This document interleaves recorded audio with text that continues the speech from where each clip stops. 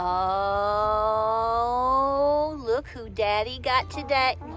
Girl, what you doing? This girl has been separated because she got out of the yard, and I came downstairs and I heard all this noise, and Cora had picked her up in the yard and brought her into the house, the basement part of the house, and was sitting with her. Didn't attack her, wasn't aggressive, was taking, I don't know if she was taking ownership of her, but she was protecting her. So we had to kind of just take her for a day or two and separate her because we didn't want her to be traumatized. She's a younger girl. Yeah, she's so pretty. Honey, is she one of your babies?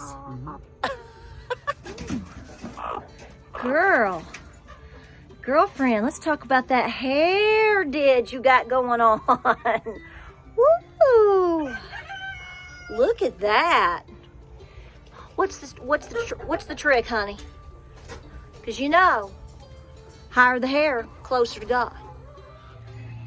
Now, part of the reason why I wanted to film this video is because people are asking questions, but also I wanted to show you what I believe to be is my oldest rooster now on the farm. He's 7 years old. I know that for a fact. In fact, he may be older than 7 because I have pictures of him from the spring of 2014, and he was already probably about 15 or 16 weeks. So he's actually going on 8 years old.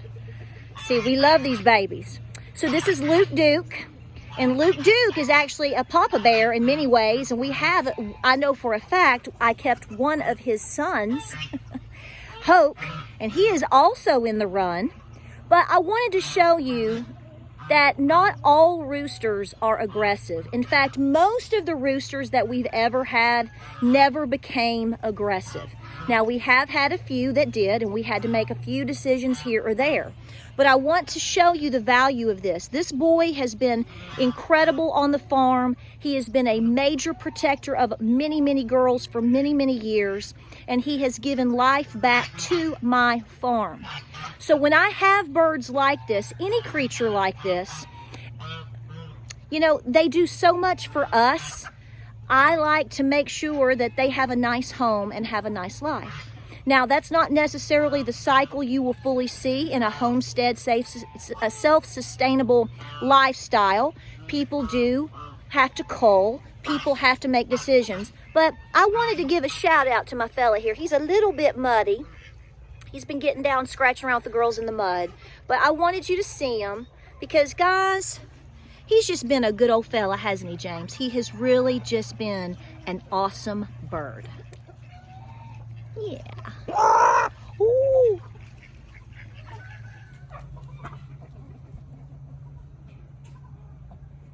Now listen. Okay, Gossamer? I need you to behave. This is very important. This is an important message that we're delivering to the people. I'm actually taking up for you. Yes. Hey guys, welcome to Appalachia's Homestead. We're going to talk about the importance of roosters. Believe it or not, they're the king of the farm. So if you have followed my channel for a little bit, 5, 6, 7, 8 years, whatnot, you're going to know real quick that I love roosters. Even mean ones. They are very, very important for your farm. Now, I get a lot of questions about roosters and rooster care and all the things that, you know, people have to put up with these fellas. They mean business. Let's get a picture of that. It's kind of solid, man. Now, this is Gossamer. He is one of my silky roosters, and he is definitely the most aggressive. The issue that you find with folks in terms of dealing with roosters is that some can be very aggressive. You know, the flogging rooster, put him in a pot, Miss Ruby Thews. Yeah, we're going to talk about some of that. Now, I'm having to watch him, and I've got him good, but, you know, you have to know your animals. So he is very, very aggressive for a silky rooster. I have other roosters of different breeds. So far, I haven't had any trouble in a long time, but I have my thoughts on these creatures. You have to do what's best for you and your farm and safety of you and your family. So understand that first. I know that one size doesn't fit all, and I know we have to make decisions based upon very serious situations. So don't think I'm in the dark on that, because honey, I'm not. I've done the same thing, had to make very serious decisions. But folks, you need to learn to appreciate these guys. I'm hoping that I give some folks a whole new perspective on how important, once again, as I go back and visit these topics, how important the rooster, and especially too, this will be coming up, the broody hen. You ready to talk about it, bro? Don't be mad at me. So the weather has changed quite a bit here in East Tennessee. We have dropped this past week from basically the low 80s. I think we got actually up to 84. And this morning, already by 7:30, it had creeped up to 43. So you're going to see the landscape in our area start to quickly change. The dew is very heavy. Lots of fall chores and heavy winter prep is on right now. So I want to tell you, depending upon where you are, right now is the time. If you're getting a break with some nice sunshine and some not so hot temperatures, but it's really good for you to get out and work. Get that work done, folks, because in a few weeks, just like us, it's going to be almost impossible to do a lot of things outside that you can do even in cooler temperatures like this, because it's a little bit drier, it's still a little bit warmer. But let's talk about these roosters. Let me step out of my office. So it's like this, folks. For those of you that have chickens or that have had birds for a long time, and those of you that have been to the Great Appalachian Homesteading Conference where I've done all my chicken classes, if you know anything about science, you know that you need to have a rooster on your farm in order to have fertilized eggs. I feel kind of silly saying that, but believe me, I get a lot of questions and children watch my videos. So here's the deal. You have to have a rooster on the farm to be the boyfriend to the wonderful hens. And when they lay their eggs, 9 times out of 10, if you've introduced the rooster, let me put it to you this way. If you've introduced a rooster to your girls, or they've grown up together per se, and they start to court each other, you know, it typically takes, from what I've always understood, a solid 30 days. You want a hen or some hens to be with a rooster for at least 30 days, approximately, you know, for you to really start seeing fertilized eggs. Now, so that's the way I've always understood it. It may be a give or take on that. You may have different information. Okie dokie artichoke, but you get my point. You have to have a rooster with these girls in order to get fertilized eggs. At that point, you can then incubate your eggs, or if you're lucky enough, you've got some really precious hens that tend to go broody a lot, and they'll do the work for you and raise your babies. That's the ultimate situation, but that's not always the case in a lot of ways. So the rooster is very important to ensure that you continue to have life on your farm, on your homestead. That's critical for your own self-sustainability. Now, the sticky issue comes with the idea of how protective are roosters of their girls, and what are they willing to do or not do to be good roosters. So basically what we're going to be talking about again, like we've talked about before, is the flogging rooster. Now, you're going to ask me, how many birds, how many roosters should you have per how many hens? I always recommend 14. Let me step outside of my office. The geese have a lot to say.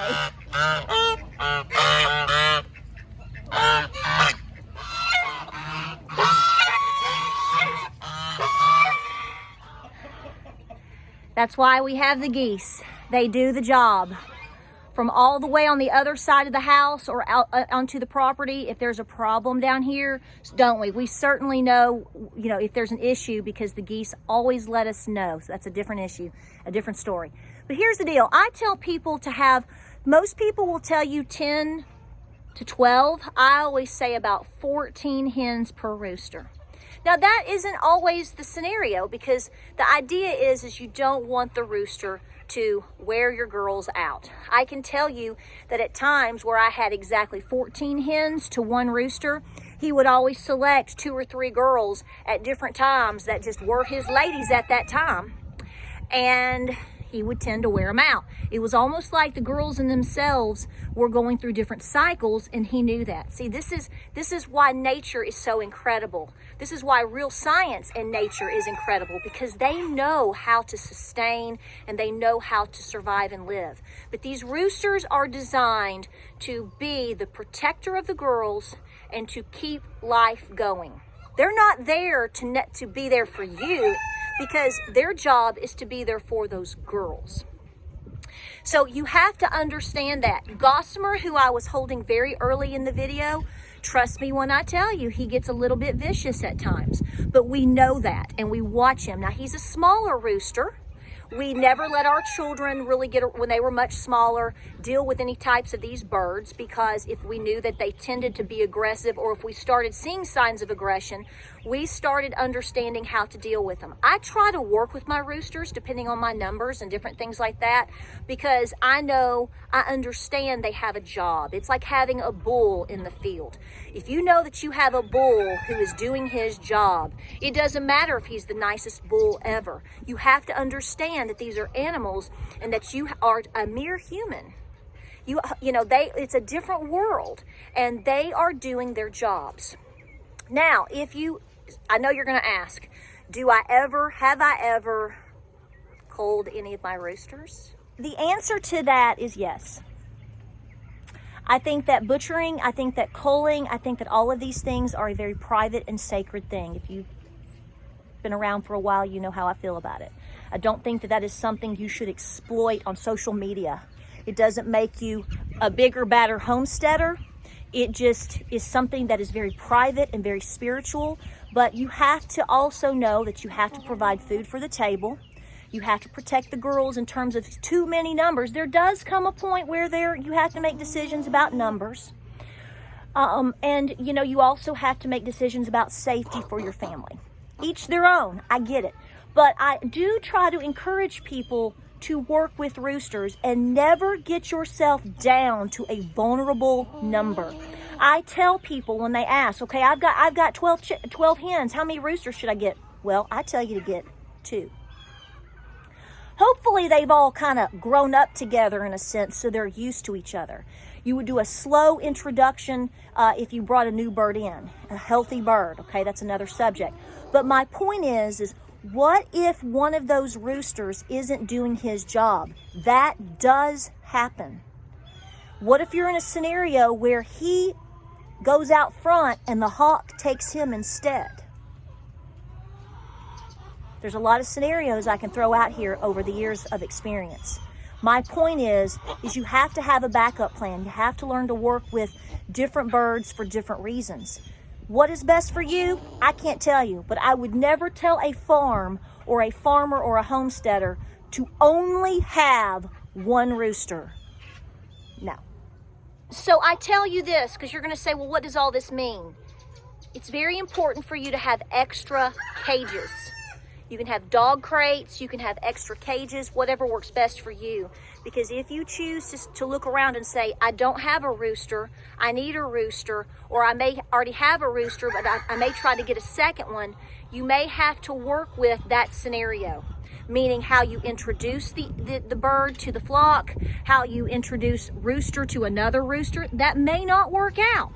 It may be a full separation situation until you absolutely need him. I do know people that have a tendency to rotate their roosters, and they treat them like they have their own little separate area. They go out in their separate area and whatnot, and then they take the other one out and they acclimate.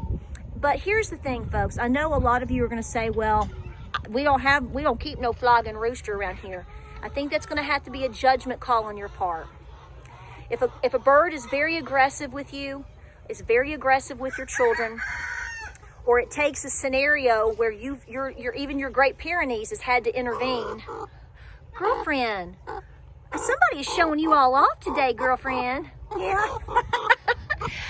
Then, you have to protect your own self. You have to protect your children. So there's a give and take. But the thing that I want to emphasize the most is never get yourself down to a vulnerable situation in terms of only having one rooster. If you want to keep the self-sustainability factor going on your farm, you already know this. And when you get a very good rooster, such as my Luke Duke that I showed you, my old man, and all of his wonderful offspring, very non-aggressive roosters over the years continually, good genetics there, those are keepers.